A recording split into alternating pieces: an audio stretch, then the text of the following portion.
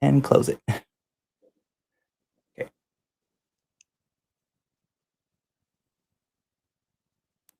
All right, and one last one is live producer. Go on. Sorry, bunch of things starting. Going live. Great. All right, I can see that we've already got a few people online. Hello and welcome. If you can see us, let us know. If you can hear us, type yes in the chat. Hi, type yes. If you can hear us, if you can hear us. All right, sending it out. Nice. Cool, looking at comments. I'm gonna write something on Facebook just to make sure. Not seeing it. Okay. Yes, okay, Alice is here. Yes, we can see. Okay, thank you. Thank you, Alice, for joining. Excellent. I see Valerie said hi. Edna says yes. Valerie says yes. Okay, awesome. So the so you know, the Facebook chat, I will have to switch to see it. It's going to be separate from what you can see. Okay. But first of all, I want to welcome and congratulate all of you for investing in your family during this time to learn a little bit more about managing the overwhelm that many of us feel today and knowing about screen time tips, especially if you're a working parent. And many of us are like, we're juggling like 50 things at the same time. I talked about the pain of, doing like two Zooms at the same time. And you're like, I didn't learn anything from either of them. So this is it's a real challenge these days. And to help us learn more about this, we've brought in Dr. Elizabeth Milovidov, and I'll do a brief introduction.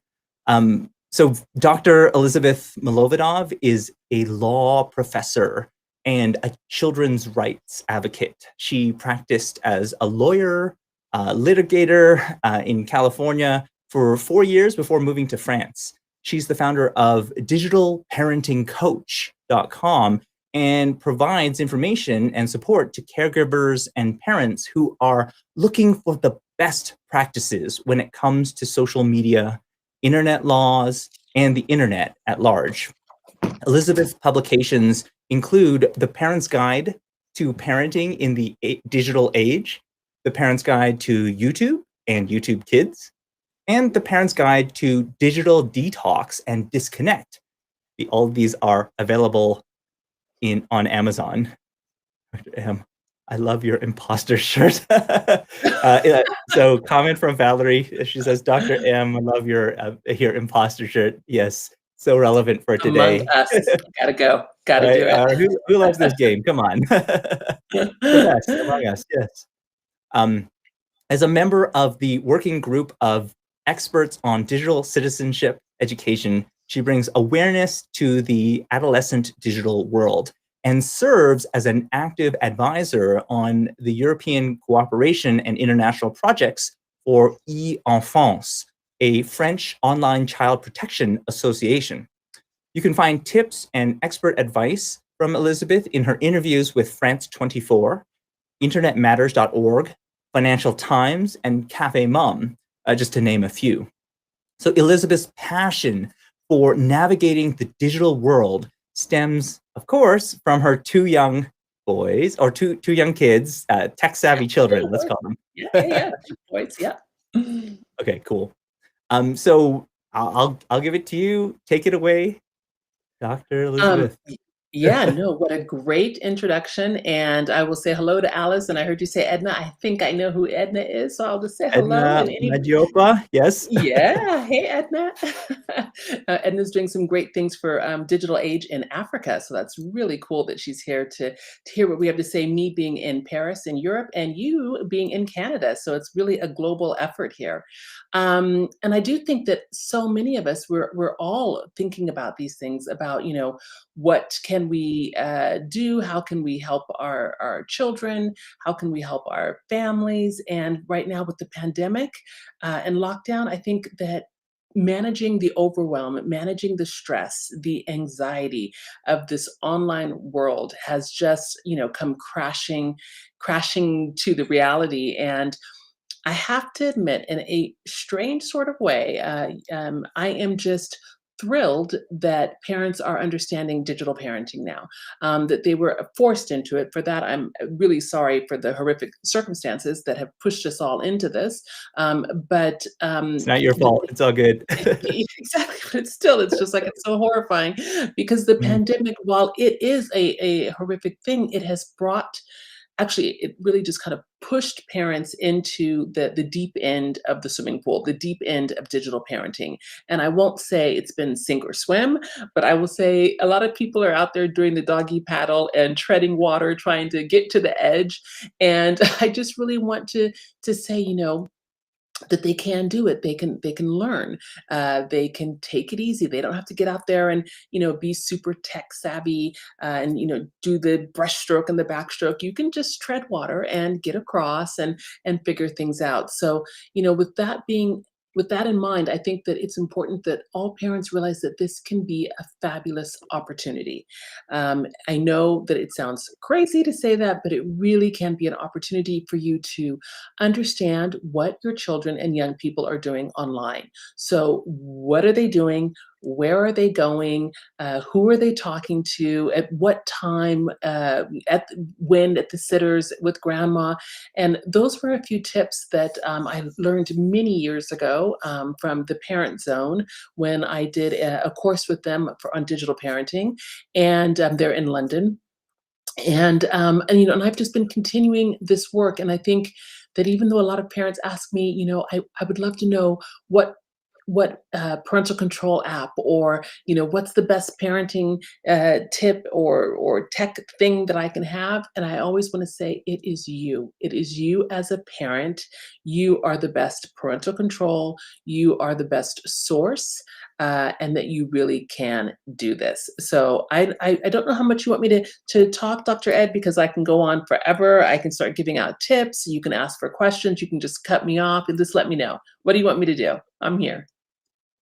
Please do, please do. Just So keep going. when it comes to managing overwhelm, I think you hit it the head on the nail here. This is exactly what so many of us are going through these days. And really, when it comes to overwhelm, I imagine that it splits into different categories, right? So there's like overwhelm of there's just too many tasks to do. And then there's the kind of an overwhelm of thought. And I'm wondering if you can talk a little bit about how you define overwhelm, if that Sure, helps. sure. Yeah, no, actually, your definition is mine, and I'm not going to overwhelm myself by trying to find more and more things to add to that. I'm trying to keep it simple, get it done. So I really think that yes, it is that we have so many tasks to do, that we have, we're managing our homes, we're managing our children, we're managing our jobs, and we're doing so many things online. But I think really that we can find the good. I see that Alice wrote that. Yeah, it's a great time for people to pivot towards opportunity and find the good in this time, right? And so that means that with things like figuring out your schedule already. For me, structure and schedule is like one of the best tips to get you going. Whether this is even pre-pandemic as a parent, right? We need to have everything kind of settled out, so that way we know what to do, how to grab the bag, when to put the snacks, how to have the books ready. So it's the same thing for this online world, right? If we manage that, manage the different schedules of our children, the different schedules of ourselves. When are we going to be working? When will we be able to have a break so we can check in with our child on their homework? I think that structure and schedule, I would say that's one of the first things that I would think of. I would also mention that there are a lot of devices and tech apps that can help you with the overwhelm, things that can reduce your notifications, things like on your own telephone where you put it on grayscale so you don't see all those colors and things. I think that one of the things that people should be thinking about now is minimizing, reducing, because we have so much going on and there's so many shiny, swirly things trying to capture our attention. And, give yourself a break. I think that that's really important. I think it's even more important for parents, if I dare say so, not to diss all of the non-parenting people out there. But we have to be consistent as parents with our own children as role models, with how we are modeling our digital behaviors.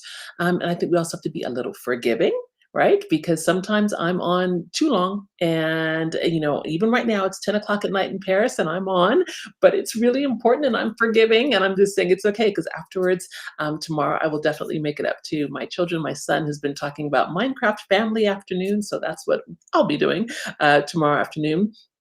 But I think also, just one other quick little tip that I think that's really important is just kind of lowering your expectations. And I'm not saying, being a perfectionist and all of a sudden just letting everything go, but I'm just saying, everybody is in the same situation around the world. And I really believe that we can be kinder and gentler towards other people as well as ourselves.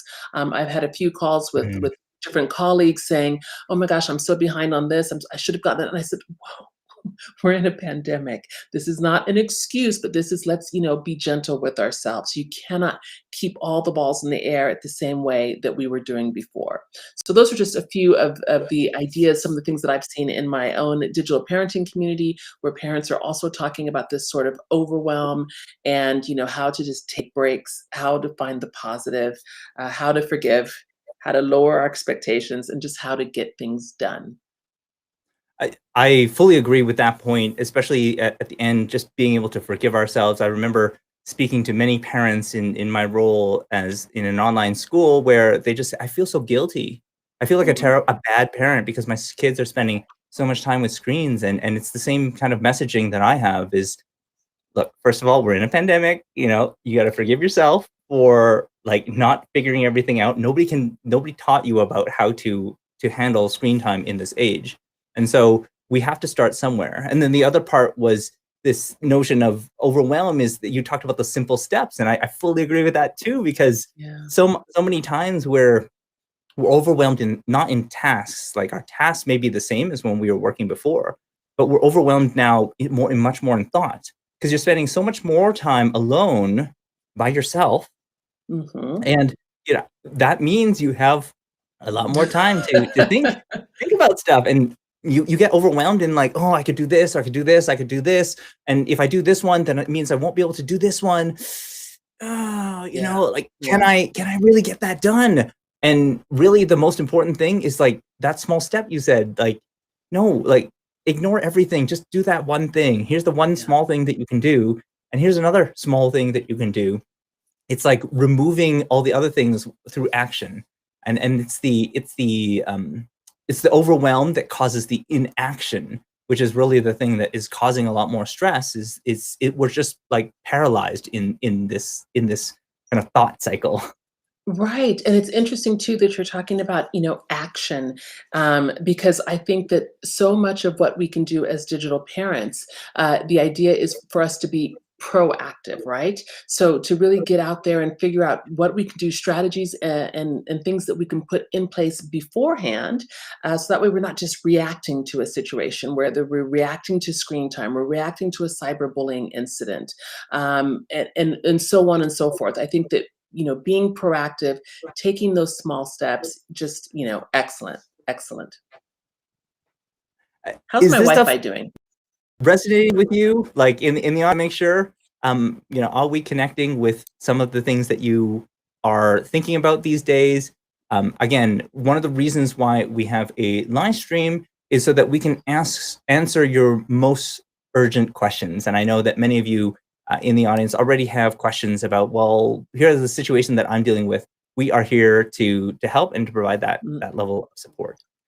Um, yeah, but before you go, Ed, before you continue, there was another thing I wanted to mention, yeah, was okay. that you had said, as well about parents feeling guilty, and I know that, we will inevitably get this question about feeling guilty, and, ironically enough, I think it was, maybe about a month ago, I had the pleasure of doing a conference with Dr. Jenny Radeski, who is the adolescent pediatrician who wrote the guidelines for the American Association of Pediatrics. So everybody remembers the guidelines. You remember 0 to 2, no screens, etc. So Dr. Jenny had gone back and revised the guidelines, saying obviously we need to think about this for FaceTime with grandparents and educational content, and so they revised the guidelines. Well, what's interesting in this story is that when we were doing this conference, we both realized and we both said in the and when the pandemic first started, we were telling people, don't feel guilty, jump out there, get on the screens, do what you can to stay sane, etc. And now here we are a year later, and we both would not give that exact same advice because we thought the pandemic would be, 2 months, 3 months. And so I think here now we have to remember balance, and we have to remember boundaries, and we have to you go back to trying to have that offline time as much as we can to kind of cherish that again, that it is important. And I just want parents to not feel guilty, but also to kind of search for that balance again, because it's essential. And if I can give you one other tip on not feeling guilty, is to not think about screen time, not think about screen limits, not think about it like that. Okay, Mhm. forget that, throw that out, old thought, gone. Think about it as quality screens. What are your children doing online? What are they learning online? um, uh, Watching Call of Duty for 4 hours is not the same thing as studying Latin for 1 hour, talking with grandma for another hour, then playing Among Us for another hour, and then the last hour of doing, I don't know, Spanish homework. Those 4 hours are not equal. And I think that we need to remember that content, and to think of it that way. Now, on another side, I'm not a doctor, but a medical doctor, but I would say that screen time, it might be the same as far as your eyes, your neck, your back, your straining. That might be the same, and that's where you have to take breaks and back away from the screen, etc. But when we're just talking about screen limits and screen time, the way we used to say, pre-pandemic, we've changed things up now. So, we've the chat's been blowing up. Oh, okay, great. Alice, we have well, it's good. We also need to remove that Yeah, stigma that parents are feeling. They're bad if their child is on the cell phone or the computer playing games. So exactly what you were referring to. It's not that screen time is bad. It's like, what is the quality level of that screen time? So that really speaks to this. If I can bring this yeah, up, I don't know if this is going to work, but Valerie says, yes, I talk to teachers a lot about giving themselves grace. So this is very relevant to yeah. them. And Faith Mm, has a question. I'm gonna see if I can bring up. I'm sorry, I can I see don't have part the of it. best way Yeah, of I can showing this see it. yet, but this is I the can best that see I it. can do for now. She's wondering. I am wondering about tips Mm, for parents with teens or preteens. They're not able to yes. socialize with their friends, so they do more with Messenger and apps. We set limits on screen time and we monitor, but also understand that this is their way to reach. Oops, to reach their friends. Luckily, they go to school in person, so that helps, but it's still weighing the pros and cons. Yeah, was it faith? Yes, I think that's a brilliant question, because it really is that. But you already hit the nail on the head. These are teens, tweens. They are using social media. They're using their apps to connect with others, and that is different. I'm going to even say that's like when we were kids, and that was the necessary princess line phone with the long cord, that you would be on for hours. So as long as you're still having conversations with your teens and tweens, as long as they are acting respectfully, they're doing their homework. I would say, be gentle with yourself, but also propose, when you can safely do so. Propose, some outdoor activities. Propose things where they can see their friends, socially distance, an activity where they see one friend and then another week the next friend. Get creative and really ask them what they would like to do. What can you do to help them, get over this whole remote situation that we're dealing in. I think you'd be pleasantly surprised that they have some ideas, and that, I would love to hear them too, because I'm always trying to gather up the best practices, the best strategies, and already if you're talking with them and understanding what they're going through, that you're ahead of the game, Faith. I think it's great. Uh, if I can add to that, Yes, I please. love, I agree, like the forgiveness is a big aspect to it. When we were growing up, what did we do for social interaction? Like a lot of it did boil down to going to the playground and playing with other kids who were in the neighborhood. Well, what do kids do today? Well, what if the video games, the social media, all of those things is the playground for our kids these days? It is where it wasn't about like the monkey bars or those kind of things. It was about what you did with other kids. And so what you do with other kids is now more and more online. And so like one of the things I advocate for is when it comes to relating and connecting with their interests is not only understanding what, like, okay, maybe they're interested in Among Us or they're interested in other video games. Why? What do they get out of it? What is their goal? What is their objective, right? Because you're trying to figure out if there is some kind of goal, how do I help them reach that goal quicker and faster? Because once you're doing that, then it's not just about a screen time limit. It's about they're doing a lot of screen time because there's some need that isn't being met right now, potentially at home. Maybe there's a different way of meeting that need as well. And so I love the question because we hear it a lot, right? It's like, oh, Yeah, yeah. I'm really like, I don't know what to do. It feels like totally under control. It's out of control because there's a lot of stuff that we don't know.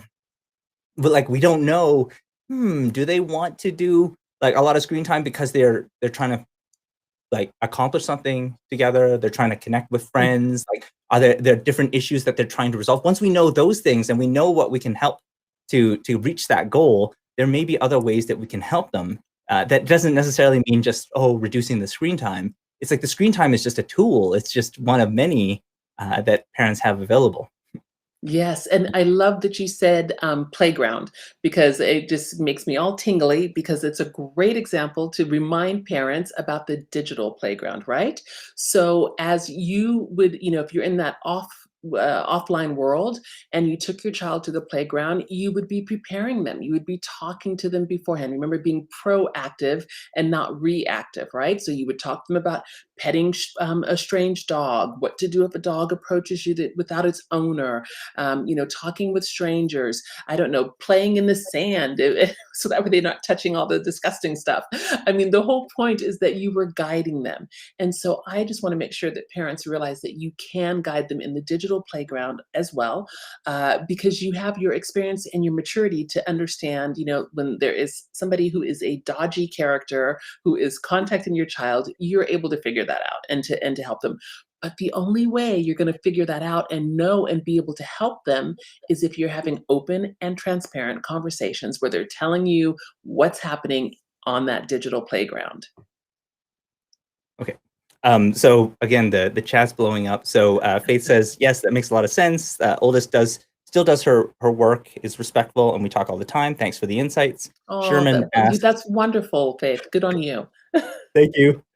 And Sherman asks, like, when kids are doing online learning, there's a certain level of self-discipline for the kids to get through uh, the learning Yes. material. And how Yeah. do we help them motivate themselves to finish the work without sitting next to them and constantly monitor like a helicopter parent? Right, right. I love all the new expressions that we have with helicopter parent and snow plow parent, We and love like it's just labeling pushing. like parents, right? Like it's like screen time. Like Yeah, we put labels on everything, right? It's like exactly. It's like, what leave was them alone.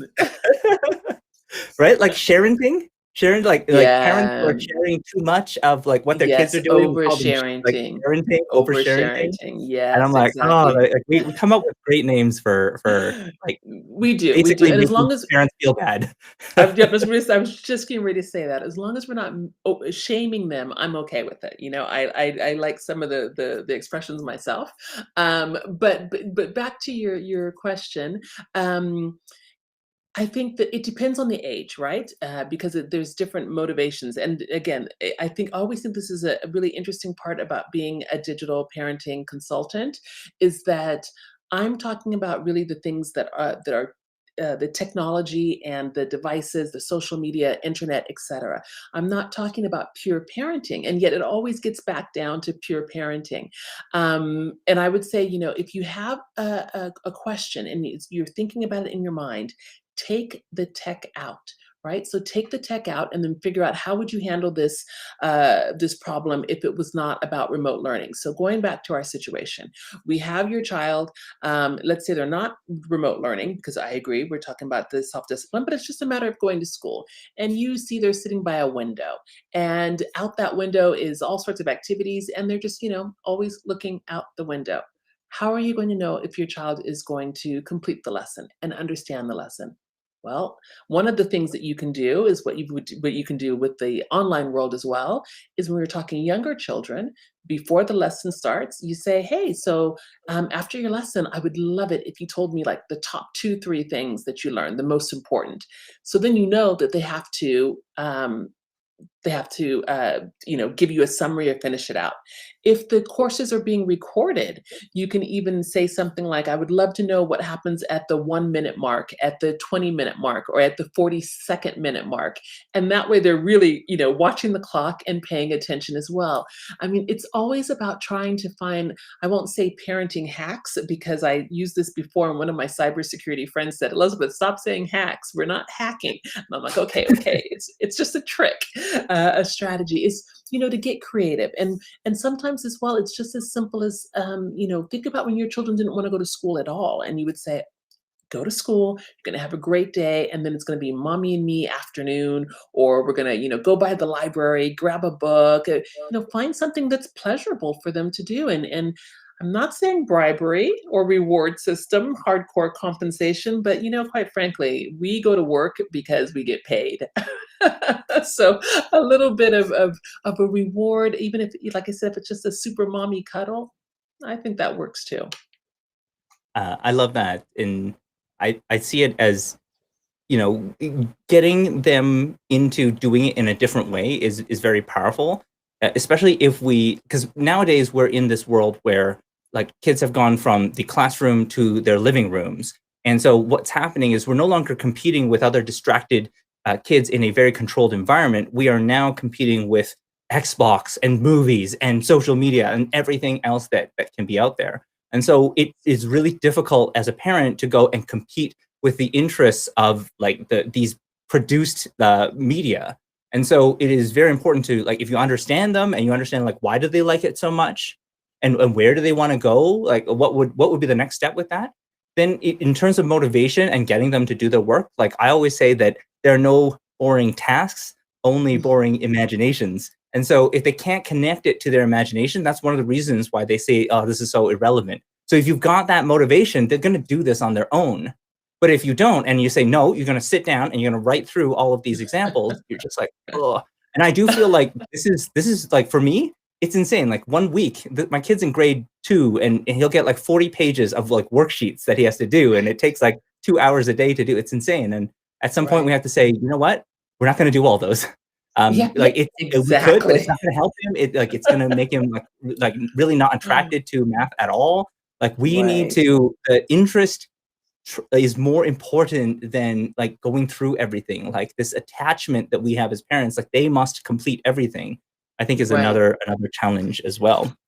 Yeah, and Oh I man. loved I but you just said something that got me all excited too, and you were talking about, just the distractions and even with the math, and so then, I'm sorry, this is where, like, you can see I'm a total tech enthusiast, and I'm saying there are opportunities here, right? So, with the math and all those math sheets, why not go online and do, like, Kumon math using the app, or whatever else is a Khan Academy. There are so many fantastic, fun ways of doing math now that are completely different from when I was a kid. And you can just, just have a great time. And in that same vein, we were talking about some of the older teenagers and self-discipline and self-regulation. You know, there is technology that can help for that too. There's like the Freedom app, or even just screen time on your Apple phone, or using Android's digital well-being, which will, you know, shut down so that way your child can be in school at school time. They won't be able to go out on 20 different browsers and, you know, watch YouTube while they're streaming Netflix and they're supposed to be listening to English class, right? So, I mean, parents, you have to get a little involved here. You have to, you know, check things out and talk with them. It's that way you can kind of tone it down a bit.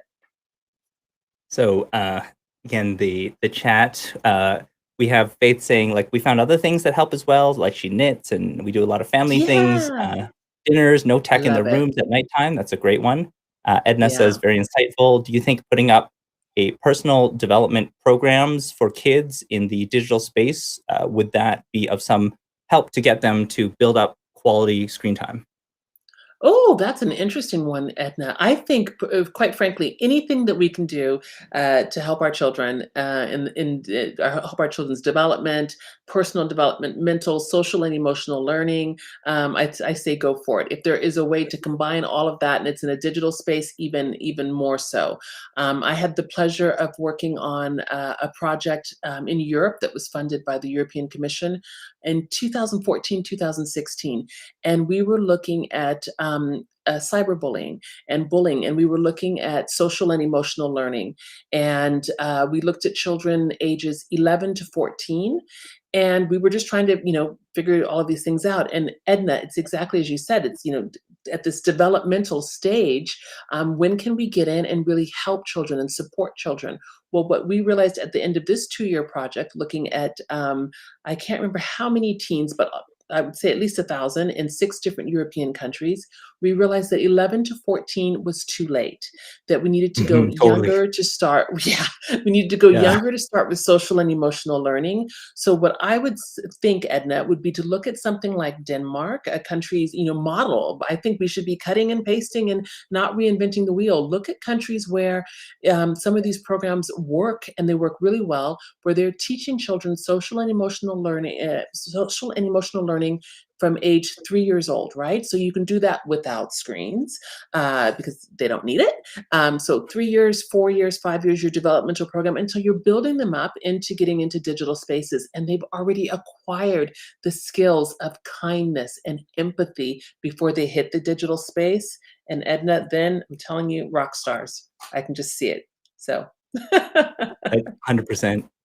So, going back, like, we got a lot in the chat. These hacks are great. I guess these questions work even when back to school, because kids Mm, go back to school March 1st here in Malaysia. right. Oh, Mhm. thank you, Sherman, for joining us from Malaysia. It's an honor. Wow. Yeah. He also asked, like, what was the first math app you mentioned before Khan Academy? Oh, yes, Kumon, Kumon. It was Mm. developed in Japan, and, I believe, yes, Japanese, yes. And, just a different way of approaching math, a completely different way of looking at it. I've also seen another fantastic app, I believe it's called brilliant.org, that has different Mhm. ways of looking at math, on a app where it's, you know, spatial and things are moving around, and I'm like, "My goodness, I could have really understood, you know, Pythagorean's theorem and all this other kind of stuff if I had had these cool apps," but, it's okay. Words are my Uh, thing now. If I can add to the tool belt, especially for math, I've found that, straight up bribery does, like, as you mentioned, does work. So if you're doing mathematics in terms of, like, either, like, okay, we're doing a math example and I'm gonna use real money, like, it suddenly becomes, like, it's super relevant to them. Or if you do a real example and you go, "Now I'm gonna do it with M&Ms," like, like, not the big ones, like, the really small ones, and you go, like, "And if you don't get this right, you're gonna get less M&Ms. Is that okay?" Like, this is a real Yeah. world example. So it suddenly goes from this abstract concept to, Mm. "This is less M&Ms. I gotta learn this stuff now. Like, I've gotta figure this thing out." And my kids are really young, but it's Right. it's it's amazing how, like, little, like, you don't need a lot to get them No. to go, "Wow, this is exactly why okay, do I want like 7 M&Ms or do I want 11 M&Ms? I want 11, right? So like, how am I going to do that? So, you know, Exactly, and as we say, and doing geometry with pies and things that you can cut, into halves and 3/4, and that works as well. thank you. Um, as we transition, like one question that increasingly parents are asking related to screen time is we talked about that. You talked about quality, and we were just like kind of scratching the surface of it. And I'm wondering, like, how do you know, like, as a parent, how do you know I went from like, this is, like, kind of, like, not so great, the screen time versus, Mm. like, wow, this is, like, really productive. How would you measure that? How would you even determine that, that this is Right. quality screen time? Yeah, so I mean, there's 2 ways. Again, I'm always for the proactive, right? So if we're gonna be proactive, that means that you're gonna be guiding your child on, how to find, educational, yes, I said it, educational, and entertaining content online. So my number 1 resource for all of those things is Common Sense Media, where you can go on and find, apps and books and movie reviews, and you can find parents' guides to just about whatever it is that you're looking for. And I think that that is one way to really make sure that your child is getting something with quality.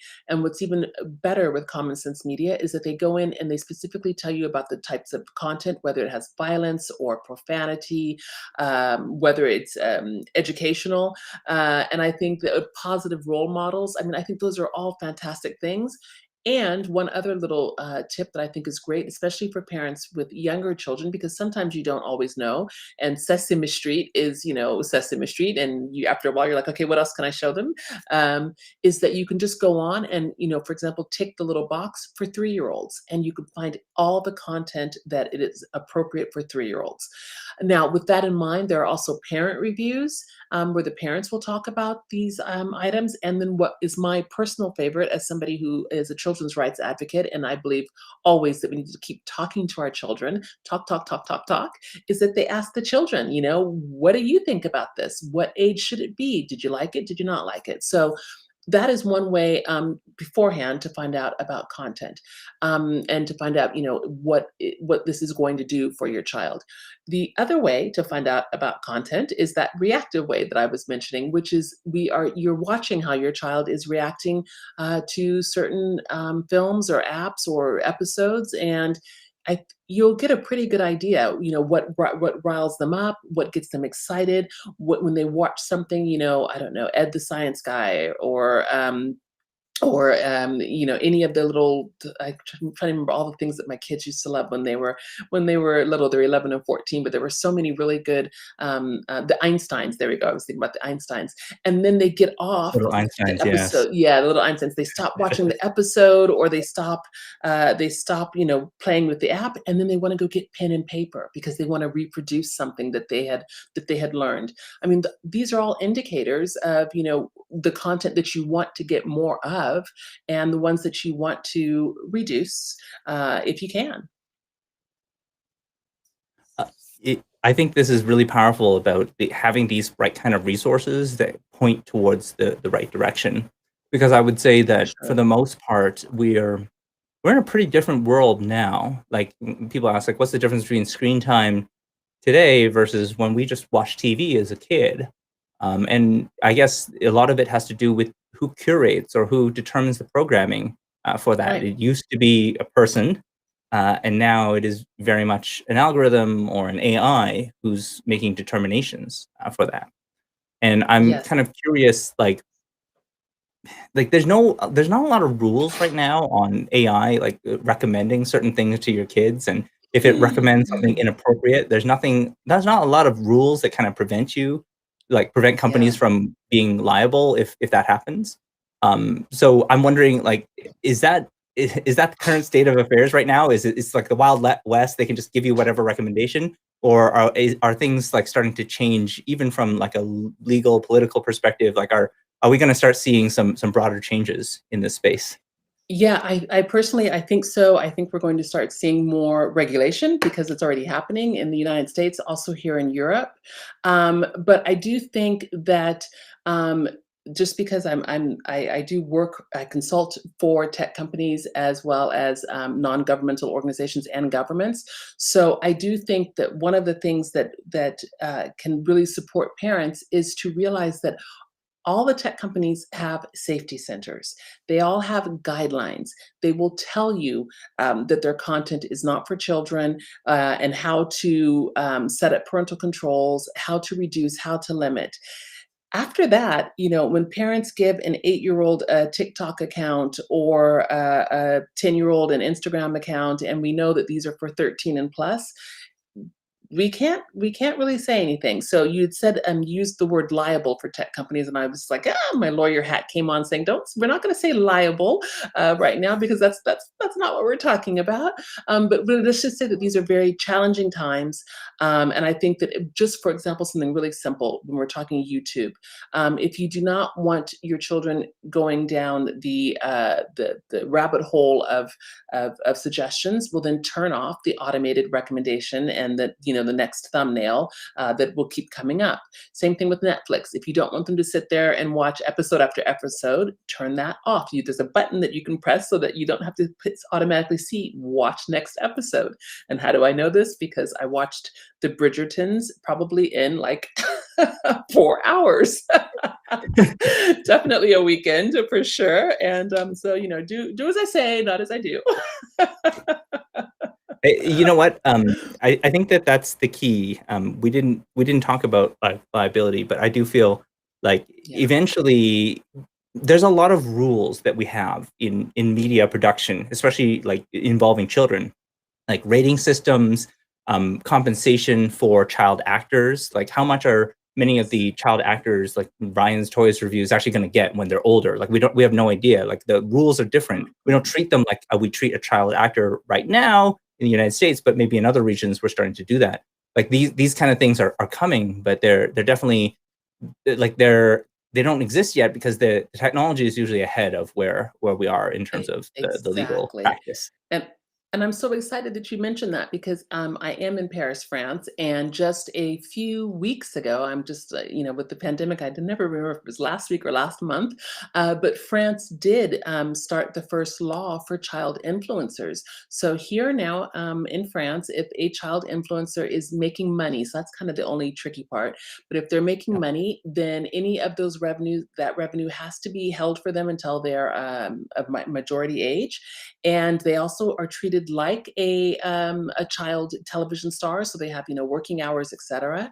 And so I think all of that is really exciting, and I think it's because other countries are looking to see what's happening in the United States, and they didn't really like the idea that Ryan made 26 million or maybe even more, and we have no idea. And I think there's Anastasia as well, who's in Florida, and then $1 million kids, and we this is always down to children's rights, right? And if the parents are, taking care of business, well then already I say that's great because that's our role. We are the guardians of our children. We are the digital guardians of our children. So yeah, I think it's going to be exciting to see what happens. Yes, I've said this before privately, but I do really feel that like France is going to be the source of our digital revolution. They're definitely pushing the boundaries a little bit sooner than other regions in the world, and I'm honored that like we're learning a little bit more about what other regions are doing beyond just what we're seeing in the United States, because we need Right. reform, we need some thinking around this, and there's a Hmm. lot of language about switching existing things that we use for, say, straight media production and seeing how that might apply. Like even here in Canada, we've got like stuff in the news this morning about like news outlets, and you're going to have to like pay a certain amount, because like even on social media, if you have news there, you will owe something to Right. the news organizations, which is valuable because we have Right. a news organization that is running like what is it, like a fraction of their previous capacity, so their ability Mm. to even do news is severely limited. So we definitely benefit from that. I'm gonna go back Yeah. No. to the I audience was because just going to I say one want more to. thing. Yeah, go Yeah, yeah, ahead. before you go back, see, you get me, now you get me talking, so you're gonna have to just, like, say, "Elizabeth, I love it. stop." Let's do But, it. I was just gonna say, yes, the countries that I would say to continue watching, France, the United Kingdom, and Germany. That's what I'm seeing here in Europe, and then, of course, everything that's happening with the European Commission. So that's where you should keep an eye out just to see what's going to happen in the United States. And uh, if I have any advanced knowledge, I will share. Yeah, like in particular with the GDPR, like the Global Data Protection Regulation, I do feel that much of that is already moving far ahead of what we can see in North America. And I think that if anything, they're leading a little bit in terms of privacy regulation. I do think there's a good sign is a good sign from Yeah, that because you have to make consequences that are financial because a lot of decisions are going to be financial and you won't see any changes until it has an impact on the bottom line to that extent. And so this is we were talking earlier about how like in the news, some additional individuals from the Google, I think, AI ethics team were let go just recently, and mm, how it's very difficult for our to police itself when it comes to ethics. It's very because it has to be a financial incentive. So we depend a lot on regulation and we depend a lot on the law in order to provide this type of guidance. And right. hopefully, And, we're yeah, starting to see some trends. It's a good sign. yeah, I totally agree. So, stepping back into the to the math side, remember we were like recently talking about Yes. like different ways of engaging with math. One of the things that Sherman said was it's Chinese New Year's here, and social gambling is happening down here. So the game 21 makes them do lots of mental math, and so I mean we all have really strong examples of this, and I'm glad to see it. Um, oh, and I think that, having resources, like, where do you go, right? Like, what is the one place? And I feel like, if anything, that's what we like are here for. We're trying to put those places together because Yeah, we need like as parents to get together and say like, yeah, we're gonna figure out how to make this happen. And so yeah. that's kind of good opportunity to connect with the community. Yeah, I Um, completely agree, and I feel like you just kind of just handed me like a baby to say, "Here, here, here," because that's one of the things that I do with my digital parenting community on Facebook is that we just share the best practices. I curate as much as I can, and because I'm in the academic space, because I'm working with governments, because I'm working with NGOs, because I'm even going into classrooms and talking to kids and Girl Scouts and Boy Scouts and a couple years ago, it was more fun because I'd go into a classroom and actually do all the Fortnite dances with the kids, and uh, it's just kind of crazy. Even last week, I was doing a call with an international school in Lisbon, in Portugal, and I was doing. I had some of the students speaking French, and one of the girls was asking me, "Well, why do you know so much about these games, about Among Us and Minecraft and Roblox and how do you you're an adult. Why are you playing these games?" And it was just really hysterical because I had to reassure her that I do not spend all day playing games, but that I talk to my children. And so this is the big difference. But anyway, what I was saying is that by using all of those different pieces, that's how I'm able to pull it all together and really try to provide parents with a sort of holistic approach to digital parenting. That's a huge, huge point that you made there. It's not so much that you're really into Fortnite or Roblox or the different games, you're into your kids. And Yeah. as a result, you're going to do what it takes to really understand their like, it's not that the parents are really interested in playgrounds. They weren't like, "Oh, man, I'm so excited about, like, the latest in playground technology." No, but they were interested in their kids, so they would do things. They would play with them on the playgrounds. And in the same Right, way, right, like, the right. social media I think this is really relevant for Edna's, question because Edna asks, Yeah. my 9-year-old daughter is launching her books. So how best can we put this out, advertising on social media without throwing her on the deep end of social media, right? So we Sure. want to get stuff out there, but like as parents, we're a little bit hesitant. Obviously, like we talked about parenting, like oh, parents share Right. too much about like their Mm. kids, and the thing is, like you said earlier, like 11 years of age is too late, right? So when are they going to start learning about social media and start experimenting with that? Like, what's the good balance here? Yeah, well, I think already the fact that Edna's asking the questions and digging through, again, that whole proactive approach is fantastic. I wrote an article. Actually wrote.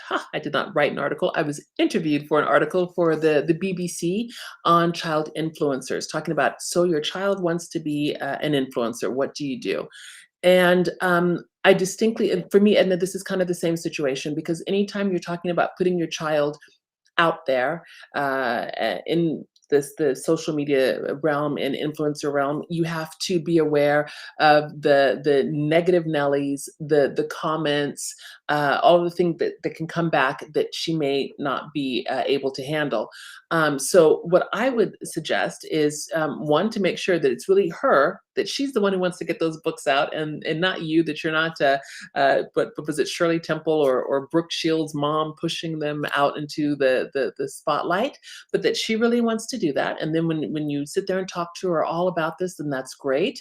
And if you do put things out in social media, again, you are her digital guardian. So you are the one watching these accounts, making sure she does not give away personal information. In fact, anything that she says should not go out until you've reviewed it. And Mm. then I think probably my third and maybe the biggest tip, it would be not to share any personal photos of her. She doesn't need her image on social media. I would use a cartoon avatar of her, something that looks like her, a cute little 9-year-old girl, cartoon, and use that as her thing. So that way, it will preserve her own personal identity. It will preserve her space. So yes, she won't be as recognizable as Ryan, for fame and fortune, but she will have her intimacy preserved because at 18, Edna, if she changes her mind and says, "Mom, why did you do that? Why did you put all that stuff out there?" At least it'll be a cartoon image. That is also one of the things that is happening here in France is that by 18, if a child influencer wants all of that gone, it has to disappear. It's called the right to be forgotten, and it has to all go off the digital age. Wow, Like, yeah, I know, that's pretty cool, exciting. I'm glad to hear huh? that. Wow, okay. Huh, that has huge implications because, like, for most, Yes. like, stuff is on the internet and it never goes away, and so having some regulation where you can even go back to the companies to say, "No, you need to remove that all of this stuff," is Yep. huge because it gives you a It's huge totally different level of control. Um, for sure. the thing what I love about this is, like, showing examples. You described like like identifying examples. So the lock picking lawyer, he doesn't need to show his face in order to do it. Like people like him because of his content. There's another Right. a Lego one, like Jang Hai. Like there are other influencers who do the same thing where they don't publish everything. They just focus on the content that they really care about.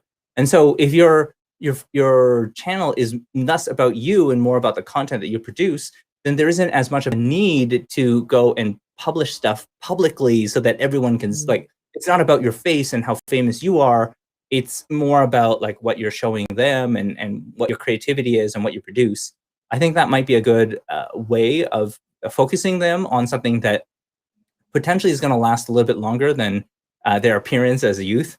And so I think that right. it's a good thing. It doesn't hurt, and it means that they're investing longer term in the future. You feel more comfortable, those types of things. Right. So and already is responding. Good points. So Yep, there we go. yeah. Okay. So I think that we've covered quite a bit here already. I think really what you referred to earlier is kind of the next step that I'm wondering about as well. So Mhm. if we were to, and so we've been advocating for some time that tech abstinence is really hard, right? Like it's very difficult to say just like no tech whatsoever because we live Right. in such a connected world. And as a result, many parents don't have a choice. Like we have to expose them to screens. So we want them to do not just like watching, like consuming. I call it like sedation. We do want to get closer to relating to what they do, but ultimately to creating. And the last part I was hoping that you could cover a little bit when it comes to screen time is, well, okay, so in this new world of creation, um, what does like what are we encouraging what should we be encouraging them to create how should we be encouraging them to share it and build these portfolios? Because it feels like we're building a you're not just building a like just some post that other people are going to like. You're building a portfolio that you may Right, use for a long time to go like, look at the cool right. things that I'm able to create. So it becomes a part of their digital identity, and it does kind of form a little of like who they perceive themselves as. And so I'm kind of thinking from that perspective. Maybe you can give some insights from what you've seen or you've written about. Mhm. Yeah, for sure. I do think that it's really important to think about the digital identity of your child and that digital footprint about what you are actually putting out there. And even starting as young as when you first learn, when a parent learns that they are pregnant, parents are like, "Wow, this is so exciting! Let's post it on social media." And I'm always thinking, "No, be careful with that ultrasound." And because I've seen ultrasounds, they gave out all of the hospital information, the names, and I'm like, "Oh my goodness," and it's just like just always keep thinking about what's private is private. And I do think that with this idea of creation, which I think is really important, I think it's a great idea. But one of the things that I've talked to when I've spoken with Boy Scouts and Girl Scouts is about using social media for good. So using the digital world for good, and so those posts that you're putting, it's not I don't know. It's I'm trying to think of what a 12-year-old could do that would be really rambunctious and horrible. I don't know. It's not you kicking a bunch of cans off the freeway over ramp, and taking off social media pictures and posting about that. But it's more, you doing something with your scouts, with your troop, or that volunteer project that you did. I mean, it's really using social media for good. If you can amplify your voice and help a project. I mean, this is what it's all about. I also caution all kids and for parents to keep reminding their children, you're thinking this right now, but we don't know what you're going to say, in 5 years, in 15 years. And I would probably say a last point is that for any of those creations that we are encouraging our children to do, and I do wholeheartedly hope that people are encouraging their children to create, is to one realize you don't have to publish everything. Everything doesn't have to go out into the real world, even if you use online media to create something. And the second point, I think I just forgot my second point, but it was just, ah, No yes, I worries. remember. No, the second point and last point is that whatever your child has created, could you imagine putting this in the middle of your town square or at the biggest thing of the in the mall? If that picture, post, image, book can be right there in the biggest mall that you have in your town or the biggest square in your village, wherever you are, and you'd be proud saying, "Yay, that's my child," well, then that's something different. And if your child would be proud saying, "Yes, I want everybody to see that." And I think really having it out in the physical world changes it from when it's online, because when it's online, people just hit post and click, and then they see likes and followers, and they just go, "Ooh, ooh, ooh, this is so exciting." But imagine if you were standing in that center of town hall or in that mall, and somebody walked by saying, "Ugh, that is horrible." How your child would feel. This is like what you just mentioned. I think is extremely powerful, and I hope it's sinking in for many of you who are watching live. I think like what you described is there's a kind of a connection. It seems kind of weird, but it's this connection between like creating stuff and disrupting and starting a movement and getting other people involved and Mm, being proud of the messages that you're getting out. Like, is the point of sharing so that you can become popular? I don't know, so you can right. be like this influencer. You're not going to be like that influencer because there's already that influencer out there, right? So what is your message? And if it's a message like you talked about, like social media for good, I mean, this may be something that you'll stand up for a long time. And if you can use it in an effective way, you essentially create. Um, I say that like creativity has to start small, but creativity cannot exist without a community, right? The creativity in a vacuum like is not like you need that feedback in order to improve. And so you get that small little feedback could be from the parents, like it's up to you how you want to share it, but then later it moves into something bigger, like a community, and then like you get multiple Yeah. communities together and then you've got a movement. And Yeah. so like it feels like this is where things like creativity is leading to.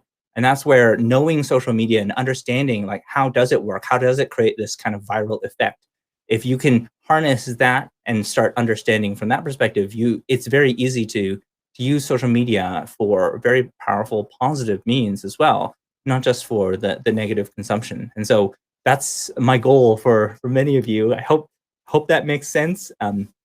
Oh, I got a new one from Alice. It Uh, says, yeah. um, what did she say? Let's take a look. She says, my mom used to say, never write anything that you wouldn't want published in the newspaper. Your mom was right, Alice. It's the same today.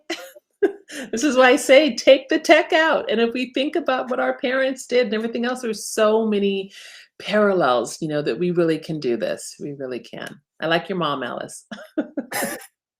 Uh, Uh, First of all, I want to thank you. We've gone a little bit longer than I expected, but this has been extremely helpful. Did you guys find it helpful as well? Like, pop it in the chat, let us know. But I definitely see, like from Faith, she's already saying like light bulb moments for sure. Good points. So Great. we're already Good. getting quite a bit of Good, positive Edna. feedback, Mm. and I want to like definitely thank you for this. And the conversation doesn't end here. There's still a desire to connect more and learn more, especially from your digital parenting community. I know I'm a part of it, but maybe you can Yeah. introduce it to our audience who may not have seen this before. Yeah, exactly. Thank you for the opportunity. So the digital parenting community on Facebook, it's free, it's private. We are about 4,000 parents and caregivers and child online protection experts and child psychologists and cybersecurity specialists. And basically all we are doing is talking about what's happening in the digital age. And I'm out there curating the best content, the best tips, and if there's a question, just ask, post it, because that's what we're here for. And the old saying, how it takes a village to raise a Which child. Exactly. Well, of course, I modified it. It takes a digital parenting community to raise a digital citizen. So come I on, love it. join us, and thanks for letting me have the opportunity to share, because I love it. I love the community. I love our parents. I love what we do. Thank you so much.